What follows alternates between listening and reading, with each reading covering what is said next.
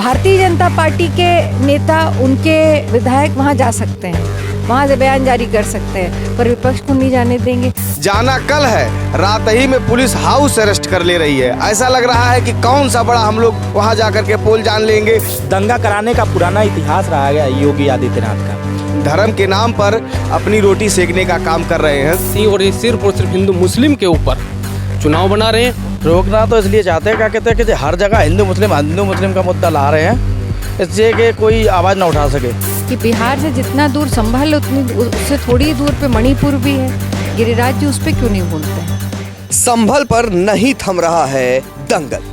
जी आज के दिन एक बड़ी घटना हुई। दरअसल राहुल गांधी और प्रियंका गांधी संभल जाने का प्रयास कर रहे थे, लेकिन उन्हें पुलिस प्रशासन द्वारा रोक दिया गया। विपक्षी पार्टियां अब संभल हिंसे को लेकर काफी ज्यादा आक्रामक दिख रही हैं, लेकिन उन सब के बावजूद भी सरकार का और प्रशासन की तरफ से ये जवाब आता है कि आप 10 दिसंबर के बाद आ सकते हैं, उससे पहले नहीं। तो आखिर 10 दिसंबर के बाद जाने में क्या दिक्कत है? और साथ ही विपक्षी पार्टियों की बात करें तो संभल हिंसे को लेकर आखिर सरकार छुपाना क्या चाहती है? तो इस वक्त हमारे साथ कांग्रेस नेता आराधना मिश्रा मोना जी मौजूद हैं। तो आइए उनसे जानते हैं। मैम, जिस तरीके से देखा गया कि संभल हिंसा को लेकर प्रशासन पूरी तरीके से सख्त दिख रहा है और किसी भी नेता को संभल जाने नहीं दे रहा है। हाल ही में अभी आज ही आपको भी हाउस अरेस्ट किया गया था 2 दिन पहले, और उसके बाद अब राहुल गांधी और प्रियंका गांधी जी को भी नहीं जाने दिया। क्या बड़ी वजह है? देखिए, पूरी तरह से सरकार की असफलता है ये। आखिर इतनी बड़ी घटना संभल में हुई जहां 5 लोगों की गोली लगने से मौत होती है, 30 से ज़्यादा पुलिसकर्मी घायल होते हैं, और उसके बाद सरकार इतने दिन बाद भी अब उसका कहना है कि सब वहाँ पे सामान्य स्थिति है। तो सामान्य स्थिति है अगर, तो विपक्ष को आप वहाँ जाने क्यों नहीं दे रहे हैं? हम तो वहाँ पे अपने जो लोग घायल हुए हैं, जो इनकी मौत हुई है, उनके परिवारों को संवेदना व्यक्त करना चाहते हैं, शांति की अपील करना चाहते हैं। भारतीय जनता पार्टी के नेता, उनके विधायक वहाँ जा सकते हैं, वहाँ से बयान जारी कर सकते हैं, पर विपक्ष को नहीं जाने देंगे। आज आदरणीय राहुल गांधी जी जो LOP हैं, लीडर ऑफ द पार्टी भी हैं, और पार्लियामेंट में विपक्ष के नेता भी हैं, संवैधानिक पद पे हैं। उनके साथ आदरणीय प्रियंका गांधी जी जो सांसद हैं, आपने उनको भी रोक लिया यूपी बॉर्डर पर, मुझे हाउस अरेस्ट करके रखा है।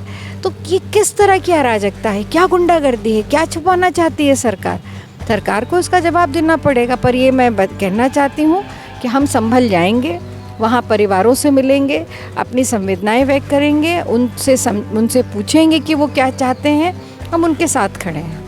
आज ही ये देखा गया कि बीजेपी के नेता और सांसद गिरिराज सिंह जी ये बयान देते हैं कि चूँकि वहाँ पर पाकिस्तानी कारतूस मिली, तो वो ये कहते हैं कि संभल एक आतंक का गढ़ है।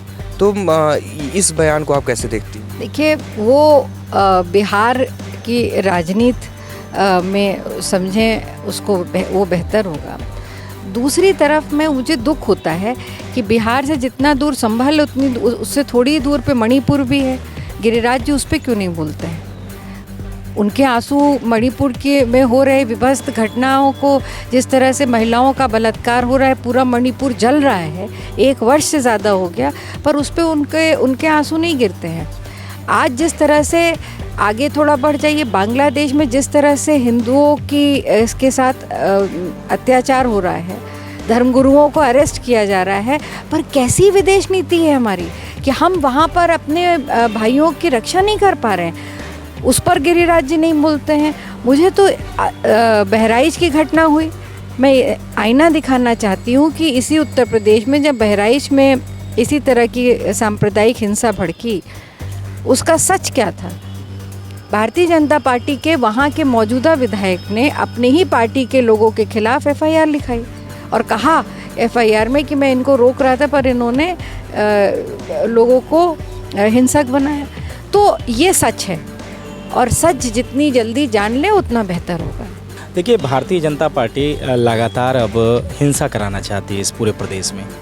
उसके पास दूसरा कोई ऑप्शन नहीं है, क्योंकि जिस तरीके से लोकसभा के चुनाव में हार मिली, जिस तरीके से पुलिस को आगे करके, क्योंकि भारतीय जनता पार्टी के कार्यकर्ता समाजवादी पार्टी से नहीं लड़ रहे थे, ना तो चुनाव भारतीय जनता पार्टी और समाजवादी पार्टी के बीच में था, ये तो चुनाव समाजवादी पार्टी और उत्तर प्रदेश के प्रशासन के बीच में था।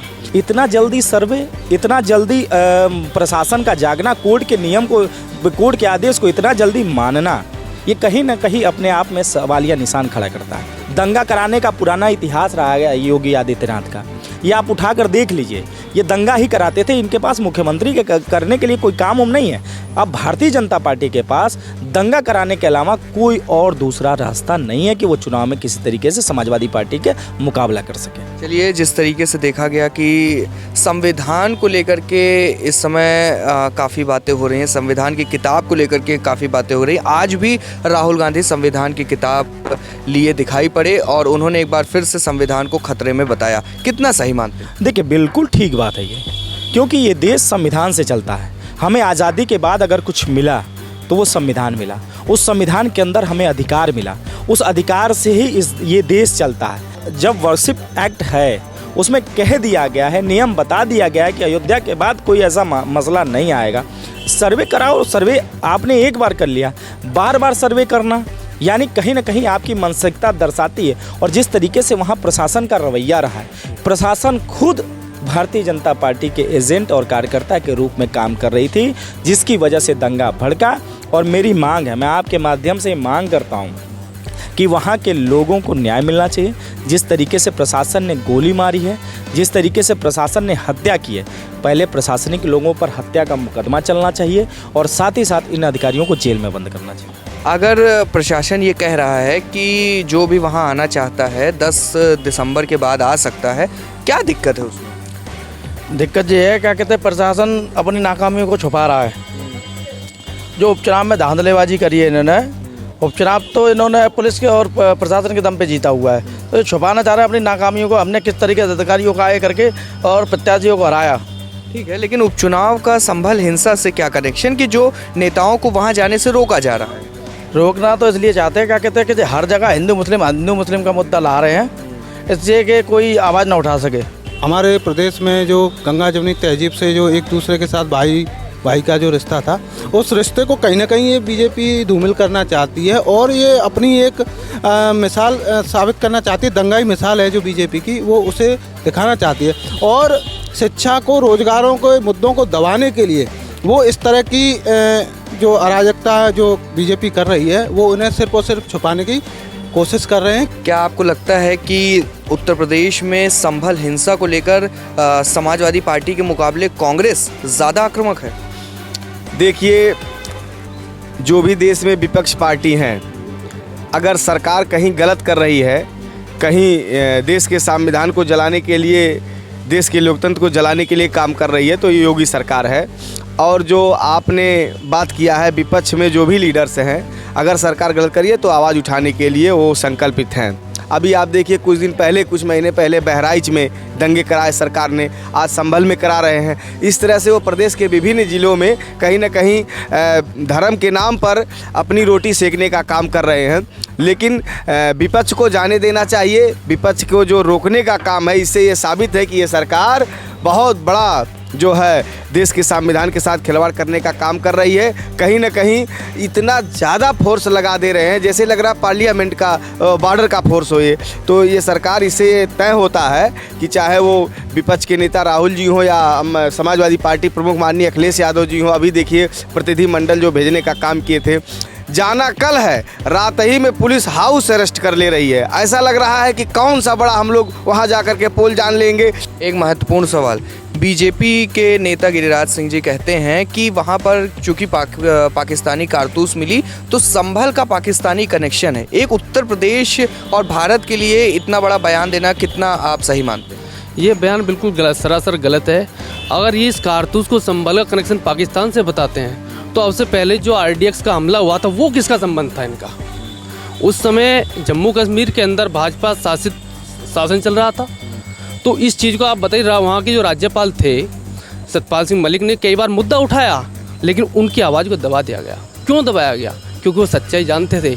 उन्होंने कई बार माननीय प्रधानमंत्री से बात किया कि आप इस मुद्दे को गर्मा मत कीजिए, आप जो यहाँ जांचें सही हो रही हैं उन्हें होने दीजिए, लेकिन इन लोगों ने राज्यपाल महोदय पे दबाव बना करके उस चीज़ को दबाने की कोशिश की और अपने चुनाव में उस चीज़ को लेके आए कि हमने वहाँ पे जो RDX का हमला हुआ था वहाँ पे वो हम सबको नहीं पता। उसके बाद इन्होंने हमला पुंछ में वो किया है जो किया था इनके पाकिस्तान के अंदर जाके कि हमने इतना विरोध किया, लेकिन सारी चीज़ें गलत थी और ये सिर्फ और सिर्फ हिंदू मुस्लिम के ऊपर चुनाव बना रहे हैं। जिस तरीके से आपने देखा संभल हिंसा पर अब तमाम विपक्षी पार्टियां काफ़ी ज़्यादा आक्रोशित हैं और आप चाहे राहुल की बात कर ले, चाहे प्रियंका गांधी की बात कर ले, चाहे समाजवादी पार्टी की बात कर लें, ये सभी विपक्षी पार्टियां अब संभल हिंसे का जो सच है उसे ये कहती हैं कि हमें बाहर निकालना है, इस वजह से वो जानना चाहते हैं। लेकिन पुलिस प्रशासन उन्हें बार बार रोकने का प्रयास कर रहा है, जिसकी वजह अभी तक विपक्षी पार्टियों को नहीं मिल पाई है। आपने सुना किस तरीके से यहाँ मौजूद